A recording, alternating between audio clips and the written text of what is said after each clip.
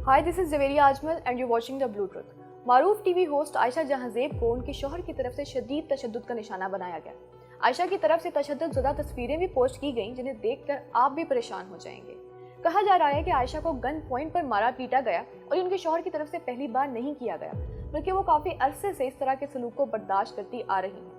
मुकदमा दर्ज होने के बाद उनके शौहर को गिरफ्तार कर लिया गया। नाजरीन, डोमेस्टिक वायलेंस या घरेलू तशद्दुद एक ऐसा इशू है जिसे पाकिस्तान की लाखों खवातीन मुसलसल बर्दाश्त करती आ रही हैं, और कभी बच्चों की खातिर, कभी माँ बाप को दुख ना देने की खातिर, कभी बेइज्जती से बचने की खातिर, या कभी दूसरी वजूहात की बिना पर ना तो वो इसके खिलाफ आवाज़ उठा पा रही हैं और ना ही अपने राइट्स का मुतालबा कर पा रही हैं। और अनफॉर्चुनेटली इस तरह के इश्यूज तभी रिपोर्ट होते हैं जब किसी बेगुनाह की जान चली जाती है। रिसेंटली हमने सुना कि एक औरत को गर्म खाना ना देने की वजह से कत्ल कर दिया गया, किसी को सास की तरफ से छत से धक्का देकर मारा गया, किसी को ससुराल वालों ने आग लगा दी, या किसी को बेटी पैदा करने के जुर्म में मौत के घाट उतार दिया गया। ये कुछ गिने चुने केसेस नहीं हैं, बल्कि पाकिस्तान में इस तरह के इतने वाक़यात हो चुके हैं कि अगर हम इन्हें गिनने बैठें तो शायद गिन भी ना पाएं।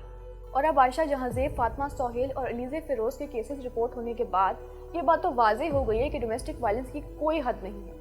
ना तो इसमें पढ़े लिखे और अनपढ़ का कोई फ़र्क है, और ना ही हम ये कह सकते हैं कि एक मर्द इंटेलेक्चुअल है, बड़ी बड़ी बातें करता है, एजुकेटेड है या फिर फेमस है तो वो अपनी बीवी की इज्जत करेगा या फिर उसे तहफ़्फ़ुज़ देगा या उस पर जुल्म नहीं करेगा। लेकिन क्यों?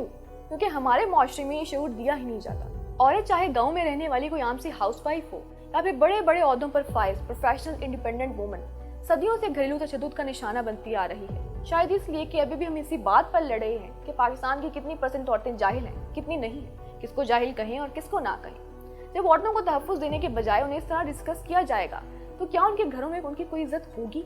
और फिर जब तशद्दुद हो जाता है तो हम लोग यही कहते हैं कि किसी बात पर ही मारा होगा, उसी की गलती होगी, ना ज़बान चलाए तो मार नहीं खाएगी। आपको लगता है कि ये दलीलें किसी इंसान पर जुल्म करने को जस्टिफाई करती हैं? इस तरह की ज़हनीत रखने वाले मर्द हजरात से हमारी गुजारिश है कि अगर आप इतने काबिल नहीं हैं कि अपनी बीवियों को तहफ़्फ़ुज़ दे सकें या उनकी इज्जत कर सकें तो प्लीज़ शादियाँ मत करें। नहीं, छोड़ दें मर्द या औरत को, क्योंकि शायद औरत को तो इस काबिल समझा ही नहीं जाता कि उसके राइट्स मांगे जाएं।